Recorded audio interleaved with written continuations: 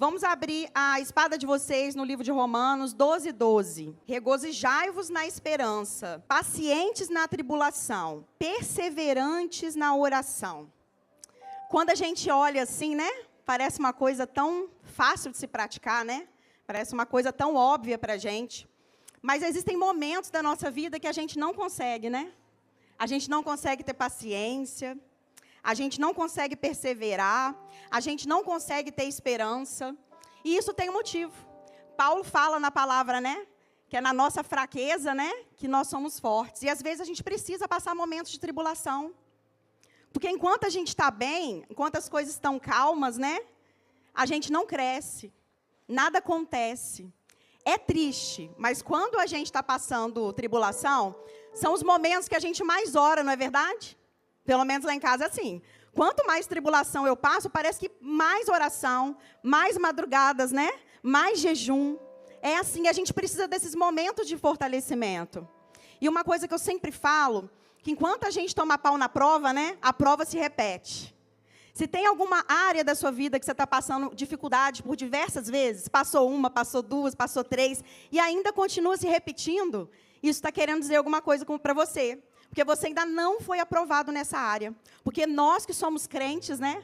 A gente precisa ser aprovado em todas as áreas da nossa vida. Financeira, na criação dos nossos filhos, no nosso casamento, né? No nosso eu, dentro de nós, na nossa vida espiritual. Então, a gente sofre batalhas em todas essas áreas. E à medida que a gente vai vencendo, né?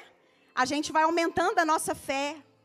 Por que os crentes mais velhos, eles costumam ter mais fé que os mais novos? Costumam, não é uma regra. Porque eles já viveram muitas provas e já perceberam que não é no nosso braço, né? E que se a gente não vive problemas, se a gente não vive dificuldades, se a gente não vive impossibilidades, a gente também não vive milagre. Para acontecer um milagre na vida do crente, precisa de uma dificuldade. Precisa de uma impossibilidade, precisa de algo que é impossível para a gente dar testemunho.